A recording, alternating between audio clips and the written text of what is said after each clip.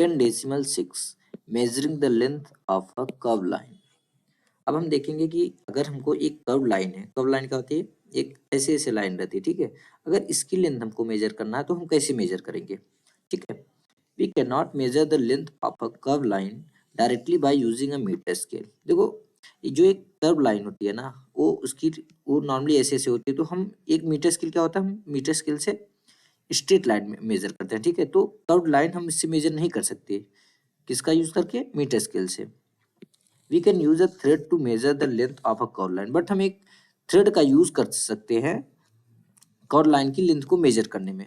चलो देखते हैं कैसे करते हैं। Activity 4, use a thread to measure the length of the curve line A B. जैसे कि यहाँ फिगर 10.10 में दिया गया है कि measuring the length of a curve line with a thread. यहाँ पे एक कर्व लाइन है, कर्व लाइन कैसे जाती है, ऐसे जाती है ना, हमने जैसे ऑलरेडी बात किया। तो इसकी हमको लेंथ मेजर करना है, तो हमारे पास एक थ्रेड भी है, यहाँ पे आप देख सकते हो, ठीक है। तो देखते हैं हम कैसे मेजर करेंगे। Put a not on the thread near one of its and. आपको इस थ्रेड पे एक नॉट लगाना है, इसके वन एंड, एक एंड पे, यहाँ पे कहीं पे, ठीक है। उसके बाद क्या करना, place this not on the point A. अब इस नॉट को, ये जो पॉइंट है यहाँ पे रखना है, पॉइंट ए पे, ठीक है। Now place a small portion of the thread along the line keeping it taught using your fingers and thumb. Keeping it taught मतलब इसको टाइट रखना है। आपको क्या करना है दोस्तों कि जो आपका ये नॉट है ना, उसको इस पॉइंट ए पे प्लेस करना है। उसके बाद इस जो थ्रेड है ना, उसको यहाँ तक आपको क्या करना है, एक इस वाले फिंगर से आपको पकड़ना है, होल्ड करना। बट याद रखना है कि आपको ये जो थ्रेड होगा वो टाइट होना चाहिए, ठीक है। जैसे ही आप यहाँ तक लेके आओगे, इसको यहाँ पे एक हाथ से पकड़ो। फिर उसके बाद जैसे यहाँ पे दिखाया गया है, इसने क्या किया, यहाँ पे फिगर में आप देख सकते हैं, इसने पहले एक हाथ से पकड़ रखा था। उसके बाद क्या किया कि यहाँ पे इसको पकड़ के फिर यहाँ पे मेजर किया, ठीक है। हमने देख लिया, ठीक है। हमने देखा क्या कि एक इसका स्मॉल पोर्शन, जो थ्रेड का स्मॉल पोर्शन है, यहाँ से एक हाथ से पकड़ के यहाँ तक करना है। उसके बाद इसके इस वाले एंड पे इसको दूसरे हाथ से पकड़ लेना, बट टाइट रखना है, ठीक है। उसके बाद hold the thread at this and point with one hand. अब इसको इस वाले एंड पॉइंट पे एक हाथ से पकड़ना है। यूजिंग द अदर हैंड, दूसरा हैंड, दूसरे वाले हाथ का इस्तेमाल करके stretch a little more portion of the thread along the curve line. अब आपको जो थ्रेड है उसको थोड़ा और स्ट्रेच करना है इसी इसी लाइन के लॉन्ग में, ठीक है, इसी लाइन के लॉन्ग में। जैसे कि हमने अभी जैसे बात किया था कि यहाँ पे हम दूसरे हाथ से इसको होल्ड करेंगे। उसके बाद इस वाला जो ए वाली जो लाइन है, दूसरे हाथ से यहाँ तक स्ट्रेच करेंगे, ठीक है। Go on repeating this process till the other end B. आपको इसी प्रोसेस को, सेम इसी प्रोसेस को इसी प्रकार रिपीट करना है कि फिर ए वाला हैंड ट्रांसफर हो जाएगा इस वाले पोर्शन पे। फिर इसी पोर्शन के साथ यहाँ पे एक आएगा, यहाँ तक आप स्टिच करोगे या यहाँ तक, जहाँ तक ले जा सकते हो। बट मेक श्योर जो लाइन होनी चाहिए, जो थ्रेड होगी ना, वो स्ट्रेट लाइन होनी चाहिए, यानी कि टाइट होनी चाहिए, ठीक है। इसी प्रकार आपको रिपीट करते जाना है पॉइंट बी तक। यहाँ पे पॉइंट बी है, यहाँ तक जाना है।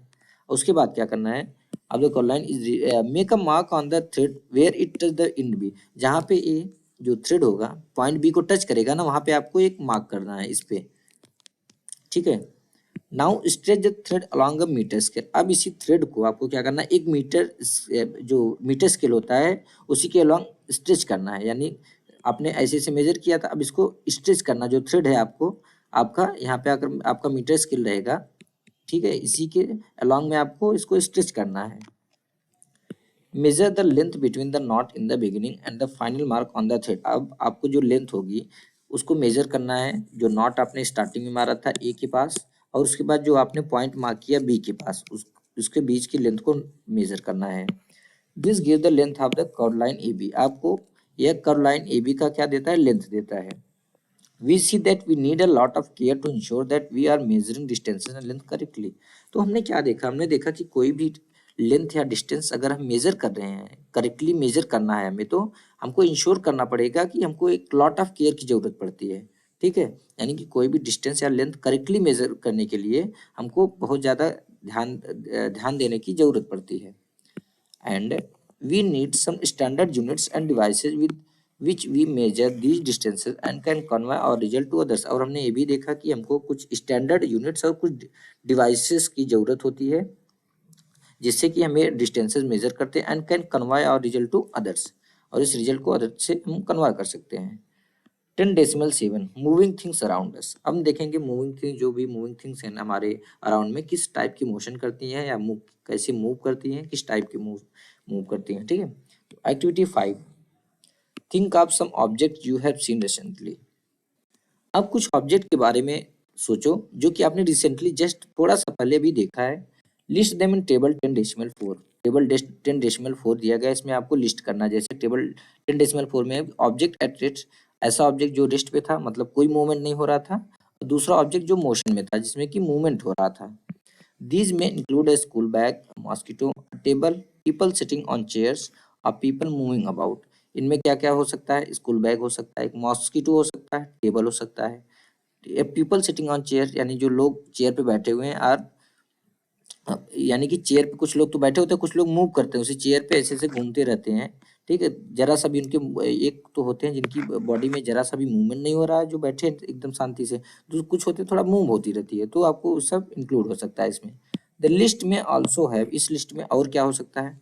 Butterfly, a dog, a cow, your hands, a small baby, a fish in water, a house, a factory, a piece of stone, a horse, a ball, a bat, a moving train, a sewing machine, a wall clock और the hands of a clock। hands of a clock मतलब जो clock की जो सुइयां होती हैं, घड़ी की जो सुइयां होती हैं, यहाँ पे हैंड्स ऑफ अ क्लॉक बोला है। ठीक है, make your list as large as you can. अपनी लिस्ट को आप उतना बड़ा बनाना जितना कि आप बना सकते हो। इससे ऊपर हमने देख लिया कि क्या क्या इसमें इंक्लूड था। स्कूल बैग था, मॉस्किटो था, टेबल था, जो लोग चेयर पे बैठे हुए थे, कुछ में मूवमेंट हो रहा था, कुछ में नहीं हो रहा था। फिर इसमें और भी आ सकते हैं, जैसे बटरफ्लाई हो गया, डॉग हो गया, काऊ हो गया, आपका अपना हाथ हो गया, कुछ एक छोटा सा बच्चा हो गया, जो फिश वाटर में रहती हो, हाउस हो गया, फैक्ट्री हो गया, फिर कोई भी एक पत्थर ले लो, एक घोड़ा हो गया, एक बॉल हो गया, बैट हो गया, एक मूविंग ट्रेन हो गई, स्विंग मशीन यानी कि सिलाई मशीन हो गई, फिर वॉल क्लॉक यानी कि जो दीवाल घड़ी होती है वो हो गई, उसकी सुइयां हो गई। आपको पूरे इसमें इंक्लूड करना है। Which of these are moving, which are at rest. अब आपको देखना कौन इसमें से मूव कर रहा है, कौन रेस्ट पे है। जैसे यहाँ पे हाउस क्या है? रेस्ट पे है। टेबल क्या है? रेस्ट पे है। क्लॉक क्या है? रेस्ट पे है। अ फ्लाइंग बर्ड मोशन में है। Second hand of the clock, घड़ी की जो सेकंड हैंड थी, जो छोटी वाली सुई थी, वो क्या थी? वो मूव कर रही थी। छोटी वाली सुई यानी कि जो सेकंड वाली सुई थी, जो सेकंड हमको बताती है, वो वाली क्या कर रही थी? आपने जब देखा तो मूव कर रही थी। How did you decide whether an object in motion or rest. आखिर में आप कैसे डिसाइड करते हो कि कोई एक ऑब्जेक्ट मोशन में है या रेस्ट में है? You might have notice that the bird is not at the same place after some time. आपने नोटिस किया होगा कि जो बर्ड होती है ना, वो सेम प्लेस पे, मतलब एक ही जगह पे कुछ टाइम बाद नहीं रहती। While the table is eight the same place, but जो टेबल रहता है वो सेम ही प्लेस पे रहता है। इसी बेसिस पे you may have decided weather an object it at rest और इन मोशन। इसी बेसिस पे आप ये डिसाइड करते हो कि वेदर एक ऑब्जेक्ट रेस्ट में है या मोशन में है। Let us look at the motion of an ant closely. चलो एक हम चींटी के मोशन को क्लोजली देखते हैं। Activity 6, select a place where you find ants. ऐसा प्लेस सेलेक्ट करो जहाँ पे आपको चींटियां मिल जाएं। Spread a large sheet of white paper on the ground and keep a little sugar on it. आपको क्या करना है? एक लार्ज शीट ऑफ पेपर यानी बड़ा सा पेपर की शीट लेना है, और उसको जमीन के ऊपर क्या करना है? स्प्रेड कर देना है, यानी फैला देना है, जमीन के ऊपर रख देना है, और उस पर थोड़ा सा शुगर यानी कि चीनी रख देना है। ants are likely to attracted to the sugar and you will find many ants crawling on the sheet of paper soon। Attractive मतलब आकर्षित होना, क्राउलिंग मतलब रेंगना। तो जो चींटियां होती है ना, वो शुगर से अट्रैक्ट हो जाती हैं, तो शुगर से वो अट्रैक्ट हो जाएंगी। You will find many and, तो कुछ टाइम बाद आपको देखो वहां पे बहुत सारी एंड जो है रेंगती हुई नजर आएंगी उस शीट ऑफ पेपर पे। फॉर एनी वन एंड, किसी एक चींटी के लिए, try and make a small mark with a pencil near its position when it has just crawled onto the sheet of paper. जैसा कि 10.11 में दिखाया गया है कि आपको क्या करना है, कोई भी एक चींटी को, किसी एक चींटी को सेलेक्ट करिए। वो जैसे ही क्रॉलिंग करना यानी रेंगना स्टार्ट करती है, जब भी आपको टाइम हो, यानी कि आपने पेपर रखा, इस पे चींटियां आई, आपको लगा कि ये रेंगना स्टार्ट की, इसका एक लोकेशन पे आपको मार्क कर देना है। ठीक है, उसके बाद क्या करना है? Keep marking its position after a few second as it moves along on the sheet of paper. अब इसकी पोजीशन को आपको कंटिन्यू क्या करना? मार्क करना है। After a few second as it move along the sheet of paper, क्योंकि कुछ सेकेंड बाद ये शीट ऑफ पेपर से मूव करना स्टार्ट कर देती है। ठीक है, यानी कि कुछ टाइम यहाँ पे रहेगी, यहाँ पे रहेगी, फिर यहाँ पे रहेगी, मतलब 22 सेकेंड में मूव करती रहती है। कुछ टाइम बाद क्या होता है, shake the paper free of the sugar and the ends. आपको पेपर को शेक मतलब हिला देना है ताकि जो शुगर है वो निकल जाए, मतलब गिर जाए, और जो एंड्स भी है यानी जो चींटियां हैं वो भी वहां से हट जाए। Connect the different points you have marked. आपको जितने भी डिफरेंट पॉइंट्स आपने मार्क किया था उसको कनेक्ट करना है विद आरो के साथ। To show the direction in which the ant was moving. यह दिखाने के लिए मतलब एरो का मार्किंग क्यों करनी है, यह दिखाने के लिए कि जो चींटी थी किस डायरेक्शन मूव करे। देखो यहाँ पे एरो है एक, ठीक, यहाँ पे है, यहाँ पे है, यहाँ पे है, फिर यहाँ पे है, यानी चींटी जो है इस डायरेक्शन में मूव कर रही थी। ठीक है, चलो आगे देखते हैं क्या। Each point you have marked shows where the ant move to in interval of a few second। इस पॉइंट जो है जो पॉइंट आपने मार्क किया था वो आप हमको क्या दिखाता है कि यह दिखाता है कि जो चींटी थी एक फ्यू सेकंड्स के इंटरवल में कहाँ कहाँ मूव की। Motion seems to be some kind of a change in the position of an object with time, isn't it? Motion यानी कि गति, seems to be यानी कि दिखाई देती है, some kind of change यानी कुछ किसी टाइप का परिवर्तन, इन द पोजीशन यानी जो उसका पोजीशन होता है, ऑब्जेक्ट यानी कोई भी ऑब्जेक्ट। ठीक है, तो मोशन क्या होता है, मोशन किसी ऑब्जेक्ट की स्थिति में किसी प्रकार के परिवर्तन जैसी दिखाई देती है। ठीक है, इजंट इट यानी कि क्या क्या आप ऐसा मानते हैं। In activity 5 where did you place object like a clock, a swing machine और an electric fan in your grouping of object.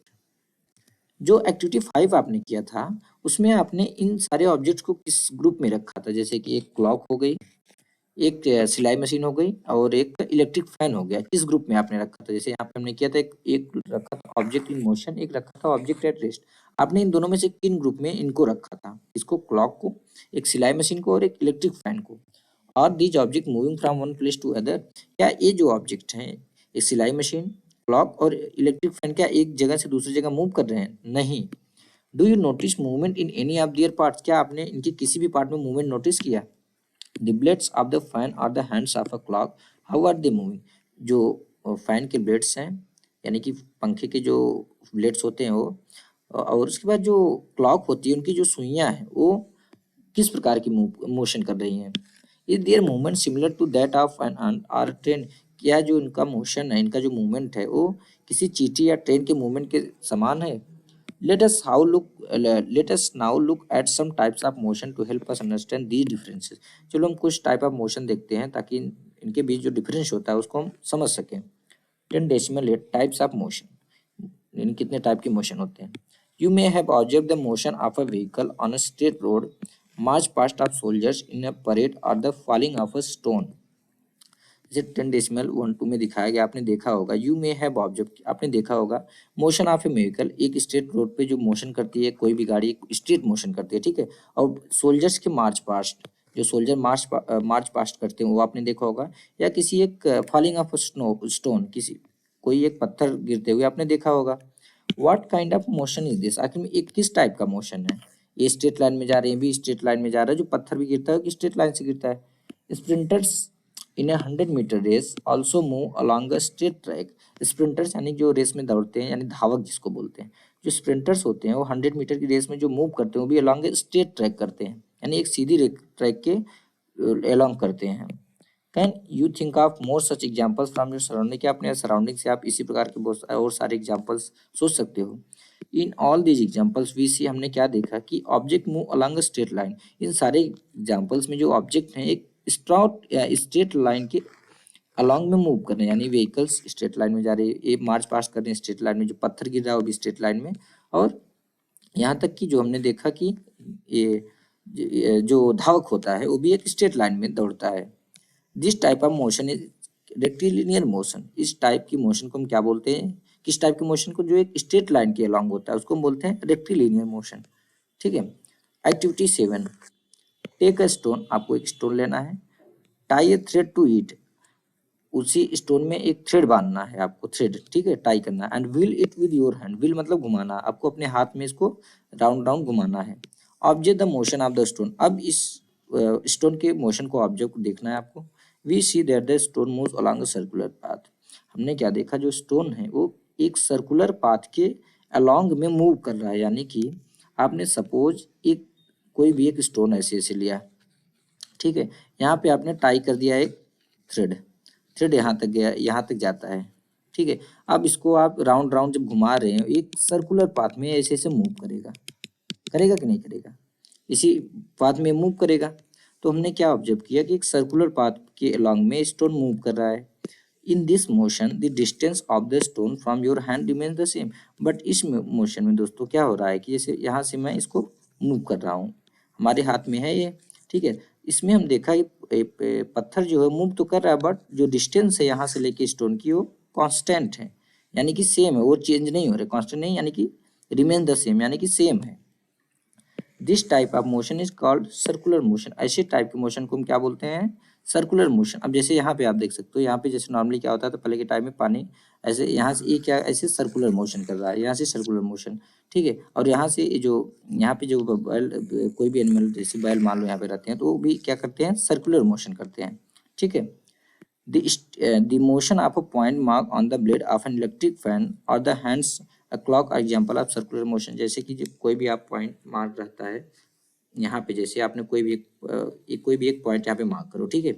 यहाँ पे इमेजिनरी पॉइंट कर दो। अब उसके बाद जब ये मूव करता है ये भी एक सर्कुलर पाथ में मूव करता रहता है। यहाँ पे देखो फैन का क्या होता है, एक सर्कुलर पाथ। जैसे यहाँ पे आप देखोगे एक सर्कुलर पाथ के अलॉन्ग में मूव कर रहा है, तो ये भी किसका एग्जाम्पल है, एक सर्कुलर मोशन का।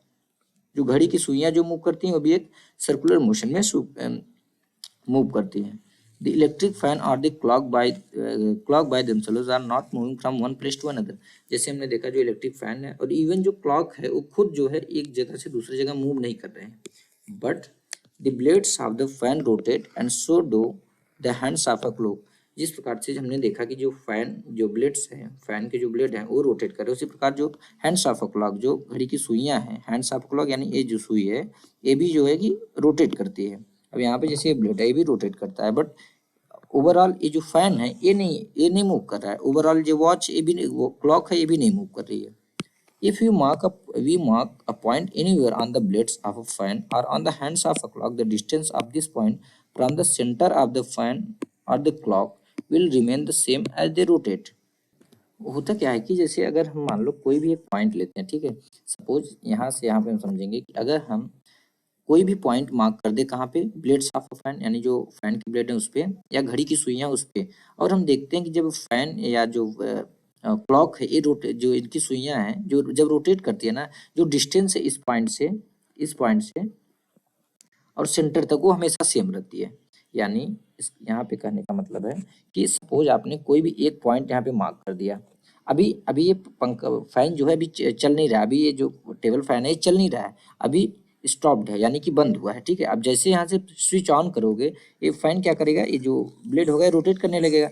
बट अगर तब भी आप मान लो किसी कैसे मेजर कर रहे हो कि इस पॉइंट की डिस्टेंस में पहले, हाँ पहले बिना चलने से पहले एक बार आप ये डिस्टेंस मेजर कर लेना। सपोज अगर मान लो ये डिस्टेंस आ रहा है अरे 0.5 मीटर, 0.5 मीटर, ठीक है। अगर 0.5 डिस्टेंस से आ रहा है और जब ये फैन चलने लगेगा, ये ब्लेड रोटेट करने लगेगा ना, उसके बाद भी अगर मतलब रोटेट करते टाइम भी आप मेजर करोगे, ये वाला जो डिस्टेंस होगा दोस्तों ये सेम ही रहेगा, 0.5 मीटर ही रहेगा, जरा सा भी न बढ़ेगा ना घटेगा, ठीक है। सेम क्लॉक में भी, क्लॉक के केस में भी यही होता है। इन सम केसेस, कुछ केसेस में an object repeat its motion after some time. कुछ केसेस में क्या होता है कि एक एन ऑब्जेक्ट, कोई एक ऑब्जेक्ट जो है अपना मोशन जो है वो रिपीट करता है कुछ टाइम बाद, और इस टाइप के मोशन को हम क्या बोलते हैं, पीरियोडिक मोशन बोलते हैं, ठीक है। पीरियोडिक मोशन यानी पीरियोडिक, एक पीरियड तक, एक पीरियड के बाद वो सेम मोशन करेगा। इसकी मीनिंग आप इसी से समझ जाओ कि पीरियोडिक मोशन यानी कि कुछ टाइम बाद ये सेम मोशन करेगा, यानी पीरियड वाइज करता है। Take the stone tied with the string that you use in activity 7। जो एक्टिविटी 7 में हम उसको व्हील कर रहे थे यानी घुमा रहे थे जो स्टोन को, अब उसको आपको क्या करना है, स्ट्रिंग को जस्ट होल्ड करना है। नाउ अब hold the string in your hand and let the stone hang from it. आपको उसको हाथ में पकड़ना है, उस स्ट्रिंग को हाथ में पकड़ना है और let the stone hang from it. अब पत्थर को उससे लटकने देना है, हैंग करने देना है, ठीक है। दिस इज ए पेंडुलम, यह एक पेंडुलम है। Pull the stone to one side with the other hand. अब एक हाथ से आपने पकड़ा हुआ है उस स्ट्रिंग को, अब दूसरे हाथ से उसको दूसरे साइड पुल करना है और उसके बाद वहां से लेट इट गो, छोड़ देना है। Now the pendulum is in motion. अब यह पेंडुलम क्या है, मोशन में है। It is an example of periodic motion. यह एक किसका एग्जाम्पल है, पीरियोडिक मोशन का। अब सपोज जैसे कि हमने उस एग्जाम्पल में देखा था, मान लो कोई भी एक यहाँ पे स्टोन आपने लिया, ठीक है, इसको आपने टाई कर दिया है। अब इसको आपने हाथ में ऐसे लिया था, यहाँ पे आपका हाथ है, पहले आपने यहाँ तक इसको पुल किया, उसके बाद आपने छोड़ दिया, तो आप देखोगे ऐसे मोशन यहाँ तक जाएगा, एक पोजीशन इसका यहाँ पे रहेगा, फिर उसके बाद ये रिपीट करेगा। ठीक है, जैसे कि आपने यहाँ पे देखा होगा जो अभी जो क्लॉक आती है, वॉल क्लॉक आती है, यहाँ पे नीचे ऐसे पेंडुलम जैसा ही ऐसे लगा रहता है। ठीक है, पेंडुलम इसको बोलते हैं। तो ऐसे लगा रहता है, ये यहाँ पे जाता है, फिर ऐसे से मूव करता रहता है। ठीक है, अब जैसे एक झूला होता है, ये भी क्या होता है, यहाँ पे जाता है, फिर यहाँ पे आता है। जैसे पुश करेगा या पुल करेगा, पीछे जाएगा, फिर आगे आएगा, फिर पीछे जाएगा, फिर आगे आएगा। तो this is what, this is, इसको हम बोलते हैं पीरियोडिक मोशन। ठीक है, अब branch of a tree moving to and fro, एक जो ब्रांच होता है एक ट्री का, हवा चलती है तो भी क्या पीरियोडिक मोशन करता है। Motion of a child on swing, swing मतलब झूला, जो चाइल्ड होता है झूले पे उसका जो मोशन होता है क्या, पीरियोडिक मोशन होता है। Strings of a guitar or the membrane of the drum being played are all the examples of periodic motion. ये सारे जो है किसके एग्जांपल है, पीरियोडिक मोशन के। यानी कि स्ट्रिंग ऑफ अ गिटार, जो गिटार होता है उसका जो स्ट्रिंग होता है ना, वो भी ऐसे ऐसे पीरियोडिक मोशन का वो भी मूव करता रहता है। ठीक है, जब आप उसको क्या करते हो, प्ले करते हो। उसके बाद जो मेम्ब्रेन ऑफ ड्रम, जो ड्रम होता है, ड्रम यानी तबले, तबले का मेम्ब्रेन क्या होता है, ये वाला हिस्सा, यानी ये वाला जहाँ पे आप बजाते हैं तबला यहाँ पे। ठीक है, इसको हम मेम्ब्रेन बोलते हैं। ये सब किसके एग्जाम्पल हैं, ये सब एग्जाम्पल हैं पीरियोडिक मोशन के। Object or part of it repeat its motion after a fix interval of time. तो पीरियोडिक मोशन में क्या होता है, जो ऑब्जेक्ट होता है या कोई भी उसका पार्ट होता है, जैसे यहाँ पे हमने देखा, यहाँ पे यहाँ पे कोई इसका पार्ट, इस पे भी देखा हमने इसका पार्ट, इसमें भी देखा इसका पार्ट, इसमें भी हमने क्या देखा, पार्ट। जैसे झूले में ऑब्जेक्ट हो गया, तो यहाँ पे क्या होता है पीरियोडिक मोशन में कि ऑब्जेक्ट या तो उसका कुछ पार्ट कुछ टाइम बाद अपने मोशन को रिपीट करता रहता है, एक फिक्स इंटरवल ऑफ टाइम। ठीक है, did you observe swing machine as a part of activity 5, जो आपने सिलाई मशीन देखा था एक्टिविटी 5 में, अब उसमें थोड़ा देखते हैं। You must have observed that it remains at the same location while any point on its wheel move with a circular motion। आपने जब ऑब्जर्व किया होगा, जो सिलाई मशीन होती है, दर्जी जहाँ पे कपड़ा सिलता है वहाँ सिलाई मशीन जो अपने जगह पे रहती है, बट जो उसकी व्हील्स हैं वो सर्कुलर मोशन में मूव करते रहते हैं। It also has a needle that moves up and down continuously. इसमें एक नीडल भी होता है जो कि continuously up and down move करता रहता है, as long as the wheel rotates, जब तक व्हील जो है रोटेट करता रहता है, इडंट इट, है ना। This needle is under going A periodic motion, यह नीडल जो है एक पीरियोडिक मोशन में जा रहा है। अब जैसे यहाँ पे हम देख सकते हैं, तो यहाँ पे देखो ये क्या है, सिलाई मशीन है। आपने देखा होगा कपड़े सिलते हैं, क्या होता है, कपड़े जब वो सिलता है दर्जी तो क्या करते हैं कि इस व्हील को रोटेट करता है, means this wheel is in the circular motion. ठीक है, एक सर्कल में रोटेट होता रहता है। और यहाँ पे क्या होता है, एक नीडल होती है, सुई, जो कि अप एंड डाउन चलती रहती है, अप एंड डाउन, अप पहले अप जाएगी, फिर डाउन जाएगी, फिर अप जाएगी, फिर डाउन, मतलब एक पीरियड के बाद उसका मोशन रिपीट होगा। ठीक है, तो यहाँ पे कौन सा मोशन हो रहा है, दिस इज पीरियोडिक मोशन। और यहाँ पे कौन सा हो रहा है, सर्कुलर मोशन, मतलब एक ही ऑब्जेक्ट में दो टाइप के मोशन हो रहे हैं। ठीक है, तो हमने क्या देखा कि जो एक सिलाई मशीन में दो टाइप के मोशन होते हैं, मतलब उसके पार्ट्स में, यानी व्हील जो होता है सर्कुलर मोशन में मूव करता है, जो नीडल होती है वो पीरियोडिक मोशन में। ठीक है, have you observe closely the motion of a ball along the ground. Observe मतलब देखना, क्लोजली मतलब ध्यान से। क्या आपने कभी क्लोजली एकदम ध्यान से देखा हुआ, जो मोशन, जो बॉल होती है ग्राउंड पे जो मोशन करती रहती है, मतलब घूमती रहती है, यानी कोई बॉल अपने ग्राउंड पे जाते हुए देखा है, हियर, हियर के यहाँ पे क्या होता है, the ball is rolling on the ground, यहाँ पे बॉल ग्राउंड पे तो रोल कर रही है, rotating as well as moving forward along the ground. यानी कि जो बॉल होती है ना, यानी बॉल है, आपने ये ग्राउंड पे आपने मूव करते हुए इसको देखा है, एक तो ये स्ट्रेट लाइन में मूव कर रही है, ठीक है, और दूसरा ये क्या करे, रोटेट हो रही है, ऐसे से घूमती जाती, खुद से घूमती जाती है, यानी कौन सा मोशन है, सर्कुलर मोशन। ठीक है, दस इस प्रकार the ball undergoes a rectilinear motion as well as rotational motion. तो बॉल में दो टाइप के मोशन होते हैं। ठीक है, ये रोटेट हो रही है सर, ये रोटेशन में ऐसे जा रहे हैं, तो उसमें दो टाइप के मोशन है, कौन कौन, एक तो रेक्टिलिनियर मोशन जो एक एक स्ट्रेट लाइन के अलॉन्ग हो रहा है, और दूसरा रोटेशनल मोशन जो कि वो रोटेट कर रही है। आप इसी प्रकार के और सारे एग्जाम्पल सोच सकते हो। ठीक है, जिसमें कम्बिनेशन ऑफ मोशन होता रहता है। We did many measurement activities and discuss some kind of motion. हमने बहुत सारे we did many measurement activity, मैंने हम लोग बहुत सारे एक्टिविटीज, मेजरमेंट वाले बहुत सारे एक्टिविटीज किया हमने, और डिस्कस किया सम काइंड ऑफ मोशन के बारे में। We saw that motion is a change in the position of an object with time. हमने क्या देखा कि मोशन क्या है, it is the change in the position of an object with the time. ठीक है, यानी कि किसी एक ऑब्जेक्ट का टाइम के साथ उसकी पोजीशन में चेंज होना ही क्या है, मोशन है।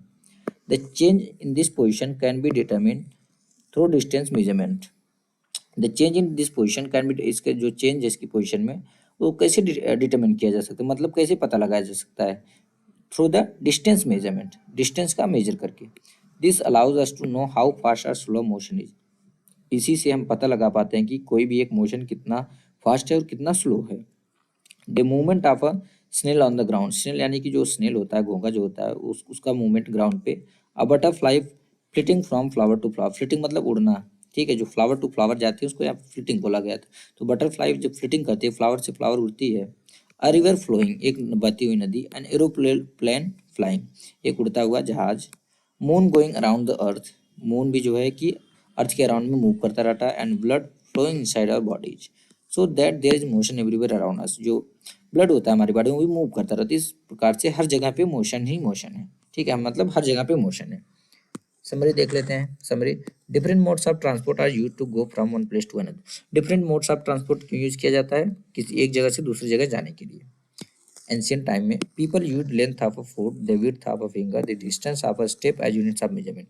एंशियंट टाइम में हमने देखा था कि जो लोग होते थे वो मेजरमेंट के लिए एक यूनिट क्या यूज करते थे? Length of a foot use करते थे, अपने फिंगर की विड्थ यूज करते थे, और distance of a step use करते थे। This cause confusion and the need to develop an uniform system of measurement arose. तो इससे क्या हुआ? कंफ्यूजन हो गया। तो इस कंफ्यूजन होने की वजह से एक यूनिफॉर्म सिस्टम यानी कि जो वर्ल्ड वाइड सेम हो उसकी जरूरत पड़ी। नाउ अब we use international system of units, जिसको हम एसआई यूनिट्स बोलते हैं, ठीक है। तो आज के टाइम में क्या है, एसआई यूनिट्स यूज करते हैं, जो कि all over the world accepted है। Metre is the unit of length in SI unit. Metre क्या है? लेंथ की यूनिट है एसआई यूनिट में। Motion in straight line is called rectilinear motion. हम देखा जो स्ट्रेट लाइन में जो मोशन होता है उसको हम क्या बोलते हैं? Rectilinear motion. In circular motion an object move such that it's distance from a fixed point remain the same. Circular motion में क्या होता है दोस्तों कि एक ऑब्जेक्ट ऐसे मूव करती है जैसे कि it distance from a fix point, इसका डिस्टेंस जो है फिक्स पॉइंट से इसका डिस्टेंस जो होता है वो सेम रहता है। Motion that repeat itself after some period of time is called periodic motion. ऐसा मोशन जो कि कुछ टाइम बाद रिपीट करता है अपने मोशन को, या कोई ऐसी ऑब्जेक्ट जो कुछ टाइम बाद उसका मोशन जो है रिपीट होता है, उसको क्या बोलते हैं? Periodic motion. तो फाइनली दोस्तों हमने ये चैप्टर कंप्लीट कर लिया और आशा करता हूँ आपको भी ये चैप्टर समझ में आ गया होगा। तो दोस्तों मिलते हैं अगले वीडियो में।